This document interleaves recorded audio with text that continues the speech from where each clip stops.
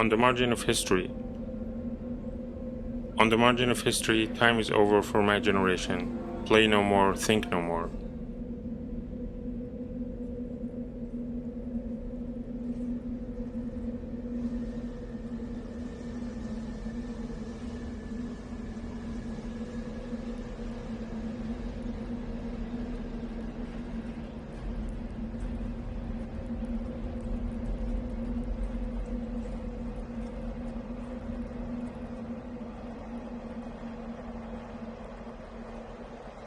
It started with a boring evening of a basketball practice that turned into a dark sky with shiny orange balloons.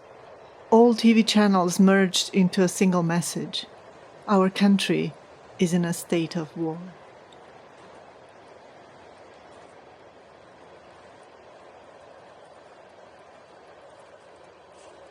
A slant light enters my living room. The cannon fires into infinity. A boring winter night. Adhan breaks the day.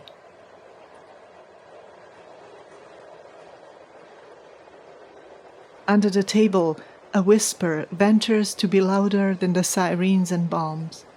My brain is split between the fairy tale I am creating, the sounds of blasts, and my calculation of the distance. I fear for the children who don't go to school or have a childhood. Tomorrow another bomb will explode. If they survive it, their dreams will surely be shattered. We practice speaking English. "What's your name?" I ask. "Borislav," he answers, looking me in the eye. "And what's your name?" "Nevena," she says, rooting herself deeper into my lap. The earth ripples like flapping bedsheet in scorching heat. Dressed in illusion that nothing has changed, that we are the same as always, that we don't carry scars, that business is as usual. From the shaking walls of my room, I hear a plane releasing its poison. I can't see it, sounds like an orbit going into space. Where are those who prayed, kneeling on the cold stone floor, thinking that nothing, that no one could touch them, hurt them? The full moon guides me through the narrow alleyways of existence. I can see the ghosts wandering in kitchens and bedrooms. I can see the faceless figures wishing a good morning to their neighbors. No birds singing. Collapsing history like fallen balconies. Grass cannot tell, can it? Trees cannot answer. How can a village disappear? The smell of gasoline and explosives suffocates me. I refuse to crawl into a hall with my children and suffocate trapped. I would rather stay here, leaned against the inside supporting wall. The large dinner table is empty. Grandparents stare at 2 rows of empty chairs in a country sentenced by blood. Are they gone? They ask. How long do we need to stay here? One more bomb blasts throughout the city. A minaret stands between a tribe of pine trees.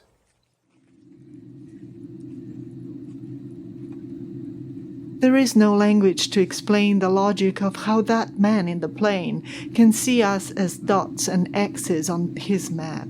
No mathematics to calculate the distance between his thoughts and mine, to multiply our heartbeats.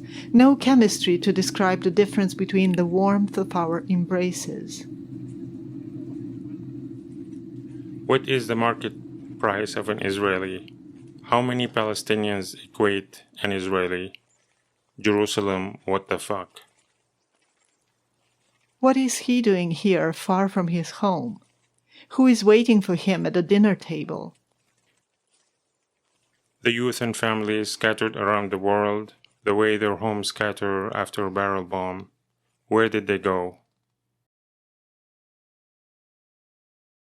We sleep in our sweatpants with shoes close by and a backpack with our passports, birth certificates, and a bottle of water.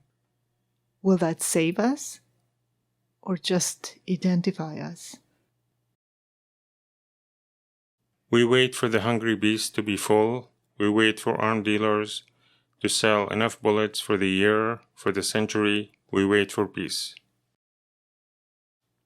Here, I can turn the radio and not let the chaos in.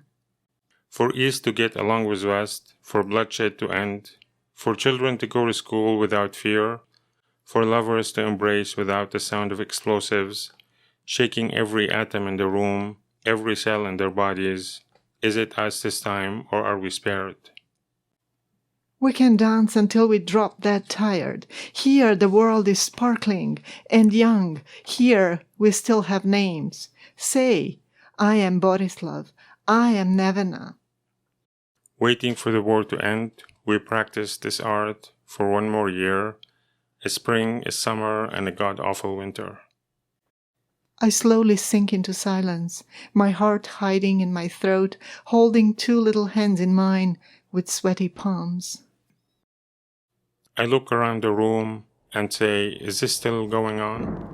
How strong is a desire to erase human lives that not even garbage is left behind? He wonders as he touches her tender breast. They make love to a battery-powered lamp. The windows rattle from another bomb, and another, and another.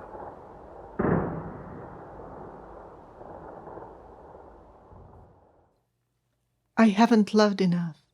What if I don't have time to love enough? How will the universe compensate for the void of this colossal lack of love? I continue to read a poem in the darkness and wonder how Beethoven and Mozart did their work. Waiting is the only art we are allowed to master. Who's going to clean up the mess of the war from the streets of Aleppo?